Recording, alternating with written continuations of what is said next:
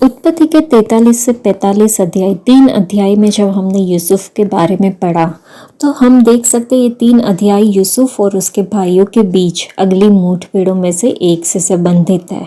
उन्होंने याकूब को यूसुफ की आज्ञा के अनुसार बिन्यामीन को उनके साथ जाने देने के लिए मना लिया और यह सभी अर्थों में एक उचित पारिवारिक पुनर्मिलन था।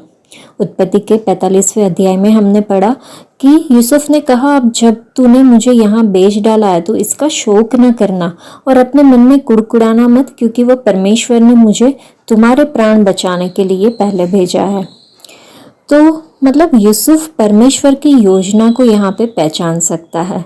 यूसुफ यह पहचानने में सक्षम था कि मिस्र और आसपास के देशों के अस्तित्व को सुनिश्चित करने के लिए उसे जिन सभी कठिनाइयों से गुजरना पड़ा वे परमेश्वर द्वारा निर्धारित थे।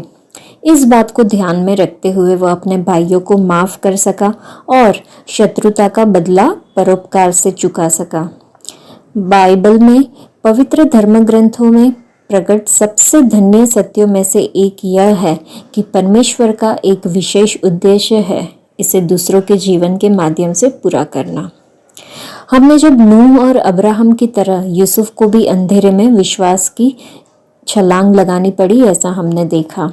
जो कोई भी परमेश्वर की योजना पर ध्यान केंद्रित करता है वह यूसुफ के जीवन में उसके सबसे अंधेरे क्षणों के दौरान बदलते दृश्य को देख सकता है और परमेश्वर की उपस्थिति उसे नियंत्रित कर रही है।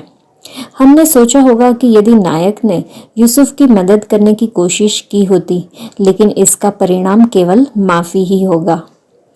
यूसुफ के लिए एक परमेश्वर का एक विशेष उद्देश्य था और यह तभी पूरा हो सकता था जब यूसुफ को मिस्र में दूसरे सर्वोच्च पद पर आसीन किया जाए। इस कदम में इस्राएलियों को समृद्ध होना था और संख्या की दृष्टि से एक महान राष्ट्र बनना था। यह सब यूसुफ के जीवन के लिए परमेश्वर की दिव्य योजना और उद्देश्य के कारण हुआ। यूसुफ को एहसास हुआ कि उसके साथ जो हुआ वह परमेश्वर द्वारा निर्धारित था और उसके जीवन का मुख्य उद्देश्य बन गया। बाद में हमने देखा कि यूसुफ ने कहा कि इसलिए तुमने नहीं परंतु परमेश्वर ने मुझे यहाँ भेजा है और उसने मुझे फिरौन के पिता के समान उसके सारे घराने का स्वामी और सारे मिस्र पर हाकिम बनाया है। तो दूसरी चीज़ इधर हम देख सकते वो है कि क्षमा का एक पाठ। यूसुफ की पहचान उजागर होने के बाद उसके भाइयों को यकीन हो गया कि वह उनके बुरे व्यवहार का बदला लेने के लिए अपनी शाही शक्तियों का इस्तेमाल करेगा। हालांकि यूसुफ द्वारा व्यक्त की गई भावनाएं बिल्कुल विपरीत थी। एक बार यूसुफ ने अपने जीवन में परमेश्वर की योजना को साकार होते देखा। अपने भाई के कृत्यों को क्षमा करना और उसके लिए कोई कष्टदायक बात नहीं थी, लेकिन उन्होंने अपने जीवन को ऐसे नेक काम में लगाने के लिए परमेश्वर का धन्यवाद दिया। उत्पत्ति के 43वें अध्याय में हमने देखा था कि उधर लिखा हुआ था, यूसुफ ने फुर्ती की क्योंकि उसका मन अपने भाई के कारण भर गया और वह रोने लगा।